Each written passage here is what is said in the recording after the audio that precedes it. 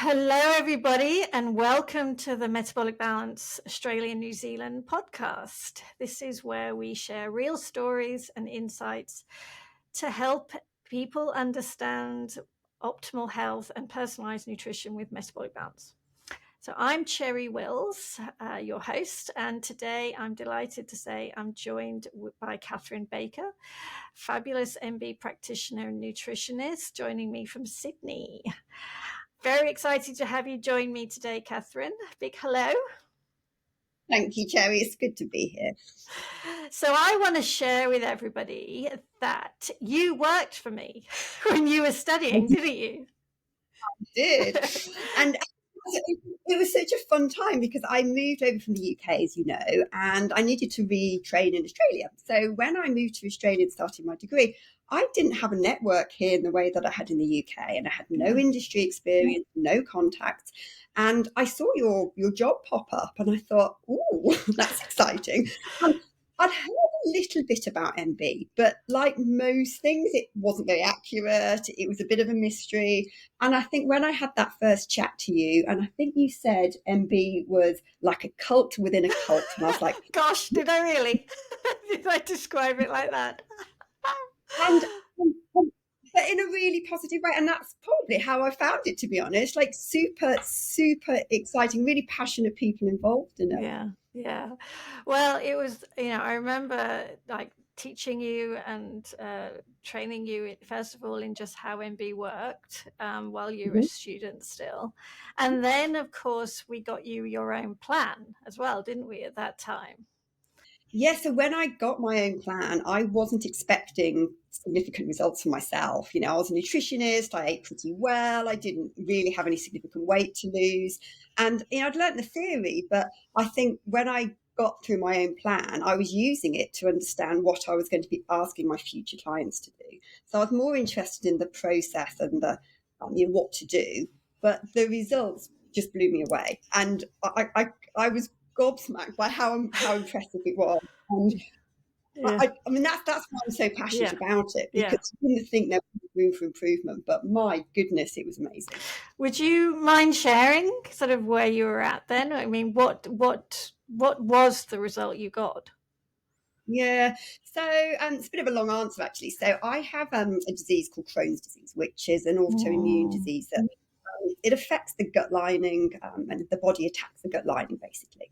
And it's notoriously difficult to treat. Most people have lots of medications, possibly surgeries, and it's just that typical autoimmune pattern of flares and remissions. And I think it's very difficult to predict. And so, a food protocol can be very hard to follow when you're, not feeling very well. But many years ago, I tried a different dietary protocol, which worked really, really well. It's probably well known to a lot of other practitioners. It's called GAPS. And it was really, really great. And, it meant I could come off a lot of my medications. I never needed surgery. And I think that worked really, really well for quite a long time, which is why I wasn't expecting MB to be able to really do much else. But I think when I started MB, I realised that actually in that 10 years, my health had changed and my habits had slipped, let's be honest. I was in my early 40s by this point. And although I didn't really have any weight to lose, there was always that little bit of creep around the tummy, to be honest. Yeah. Within a week, within 2 weeks, I'd dropped 2, maybe 3 kilos. My inflammatory markers, I mean, I wasn't measuring them straight after 2 weeks, but they've been really steady ever since. My metabolic markers, which is quite difficult to keep on top of, they've been very, very steady. And I haven't needed to follow that really complicated protocol that I was doing before. It's so much easier, and it works well with the family. It's just normal food. It's really easy to follow. Yeah, so that's really interesting. So you use the GAPS diet, which I think GAPS is a pretty well known. It's a great protocol. I will be honest and say, I've never used GAPS for a client in practice. I have to say, probably because I've always had metabolic balance, but it's a fairly involved process to get somebody onto a GAPS protocol. It's quite, that really is quite a restrictive protocol. Am I correct in saying that? Oh, absolutely. And, at the time I was doing it, I say I was desperate. I was really sick, but I wasn't working because I was so sick. And my full-time job was preparing food and eating food. And Yeah. I think as a practitioner, trying to put someone else through that, it just requires such a level of commitment that most people just don't have the time to do. And I think as a practitioner, it's never appealed to me for that reason. Even though the results, are absolutely spectacular. But kind of comparing it to how I use MB, MB is a very straightforward process, and I think that's in terms of the time, it's a very, very different commitment. I think, I would love to know what your thoughts are as to why do you think MB works so well for you? Do you have any sort of ideas with that? Me personally, Yeah. okay, so I think there's two things. The first one is that with sort of gaps and various other things, autoimmune protocols, all these other things that are out there, they still encourage that snacking.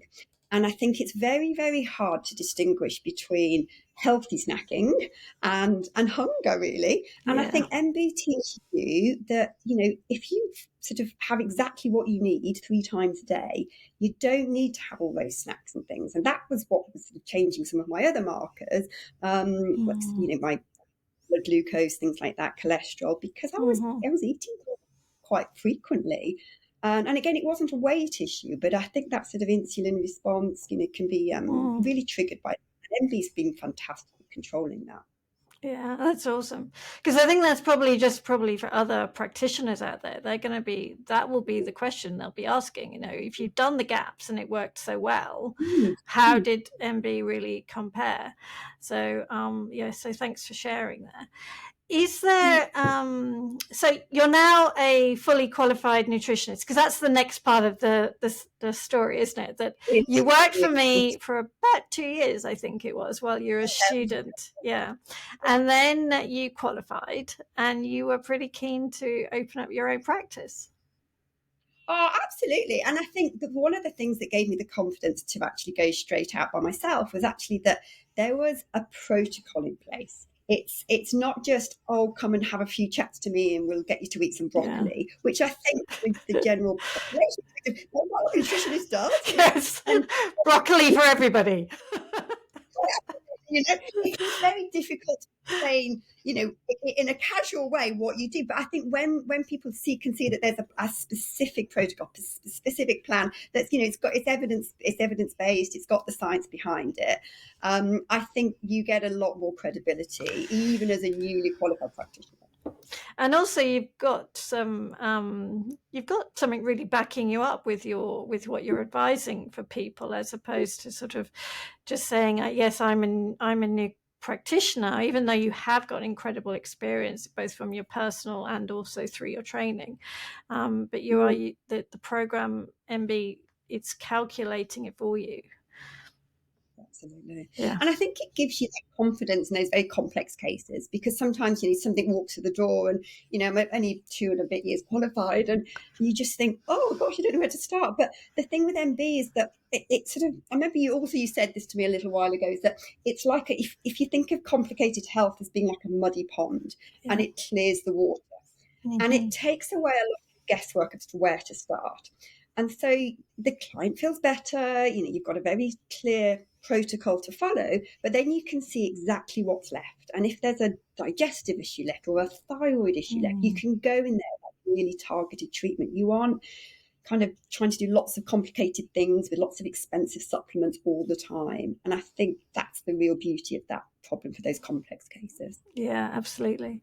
Do you have a particular niche now that you're like working with?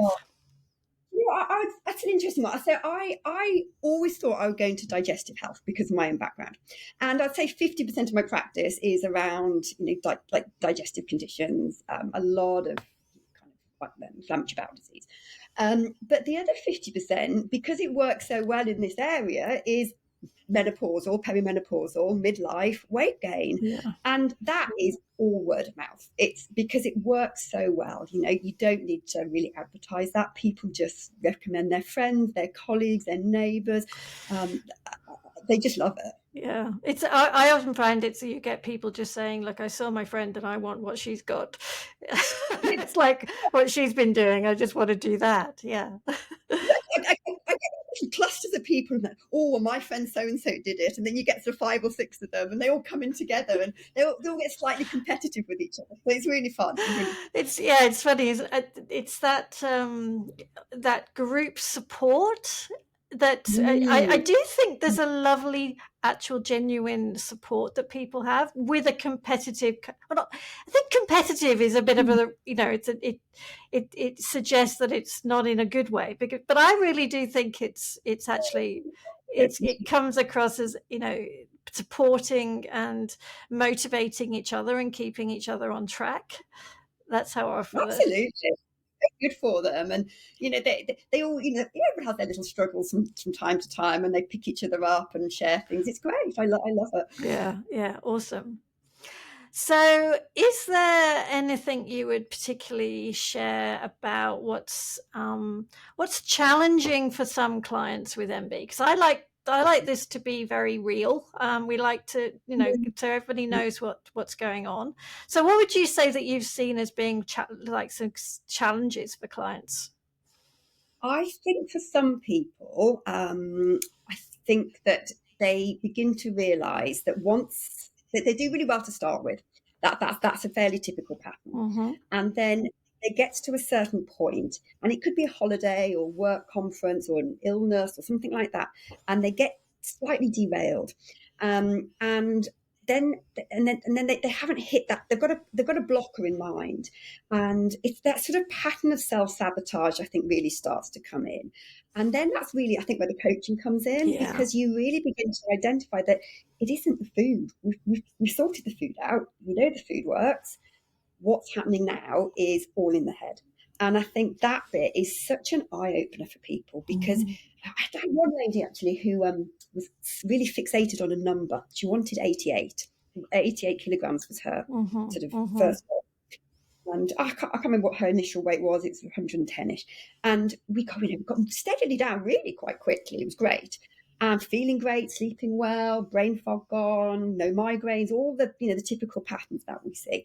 And she got closer to this 88, and it just stalled and stalled and stalled.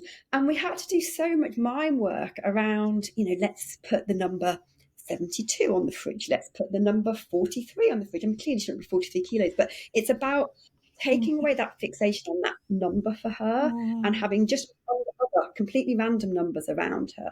Interesting. And that helped. But the patterns of self-sabotage and the things that we tell ourselves, they can be quite sad, actually. They can be quite sad. That's fascinating that you say that, because it is incredible. What I often think is people put their own obstacles in their own way. They actually put themselves in certain boxes or limitations because of some previous experience. Even it could be all sorts of things that can really block the progress.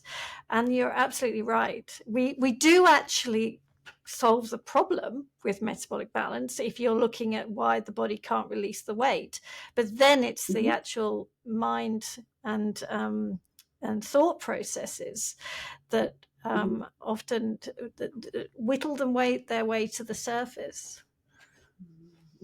And I think that's a real realization for many of the ladies generally I work with, is that they think they need to be good, and they think they need to follow this diet plan, and it's so much more than a diet plan, as you know, right? It's about, I think, the way they have to identify their habits and really work through their habits. And as you go through the program, you identify new habits and new patterns and new thought processes. And I think that's the beauty of the coaching, rather than just picking up a diet book or downloading an app. It's actually just having someone by your side to say, actually, have you thought about this? This isn't about whether you have, walnuts or almonds. This is about something completely different, and this is what needs addressing in this appointment. I think you've summed it up beautifully, why Metabolic Balance is a practitioner-only program.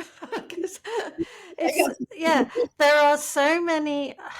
There's so many stories that I hear of people trying to do it themselves the whole time, as in they've tried different diets, or they'll have a chronic health complaint, and it seems our society is saying, do your research. You've got to do your research. You've got to, shop around. You've got to try all these different things. And if you don't sort it out, then it's your fault. You haven't, it is your fault. And this breaks my heart when I see this kind of pattern happening, because actually it's just a case of ask somebody who knows what they're talking about and has got the experience. Yeah, that's why we're here. And once you say, yep, I need help, and teach me what to eat, then metabolic balance and practitioners such as yourself really can change things. Exactly. And I think it's interesting thinking about, say, go away and do your research, is that research, like, to interpret it. I mean, as a as from a research perspective, really, there's endless amounts. There's endless. And I think for thinking back 10 years ago when I wasn't a nutritionist and I thought I had fairly decent research skills, it was impossible. So I went to see my nutritionist myself because I couldn't navigate the noise. It's too noisy.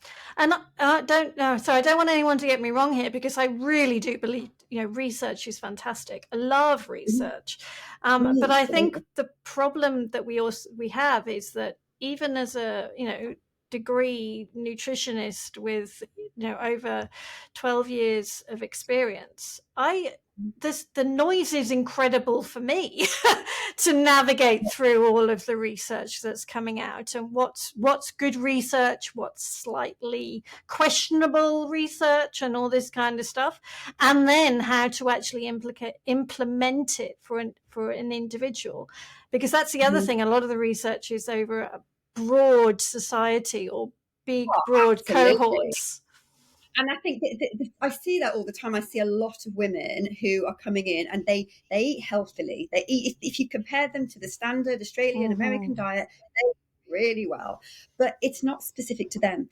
And I think that's why they get really confused. They get incredibly frustrated, is that they're eating their veggies and their salads and their things, and they're skipping this meal because they're told to intermittent fast, and then they're counting calories and they're cutting out their carbs, and it's exhausting. And then they don't know what to do because everyone's telling them things. And going back to that research piece, that research, say, on intermittent fasting isn't on a 48-year-old menopausal lady with Hashimoto's. No. It's on a 22-year-old male American college like a different piece, And I think trying to understand where you are is very different to understanding what the research itself it says as a population. Totally agree. So one of the things that we as with Metabolic Balance, because obviously we've already said, working really nicely closely with a practitioner to get your plan, and through over sort of typically a 3-month period. A typical comment that I often hear, which I've sort of asked various different people to give their input on, is the value and the cost of working with a practitioner with metabolic balance. What would you say for that? Well, value and cost are different, is what I would say. So the cost can sometimes give a bit of sticker shock. Sometimes when I say it, I say, this is how much this package costs, and it includes consultations, includes blood tests, includes analysis, it includes lots and lots of different things, and people do get a little bit shocked, and you can sort of sometimes hear a bit of a sharp intake in breath. So what is your, just so that we fill everybody in, so we've got an open book here, what is the cost for you to working with you? So I run with 5 consultations as a minimum, and all the blood tests included, for $1,400. Which so that's is, awesome. So that's my initial cost, and I think when people talk about the value of it, it's like if you could change your life, if you could solve 3 or 4 of your health conditions in 3 or 4 months and have that blueprint for life, that is cheaper than the latest, design handbag or, or anything. holiday. Yeah. I mean, anything, right? Yeah. I've just had my car service this morning. It costs more than that. It's like that value is a very different perspective, and I think trying to sort of compare the two, like the cost can seem high because it isn't like going to a chiropractor and spending $100. You've got to do the work, but that's here to guide you, Yeah. and that's where the value is in. Yeah.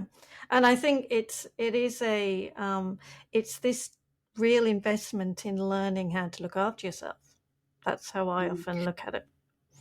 Absolutely. And I think that's why it's so different I mean, I hate the word diet. I'm sure Yeah. you do too, but it's a diet is just a way of eating, right? So if we kind of sort of take the emotion out of that, it's more about thinking like, how are you going to eat now, but also how are you going to eat in 5, 10, 20 years time?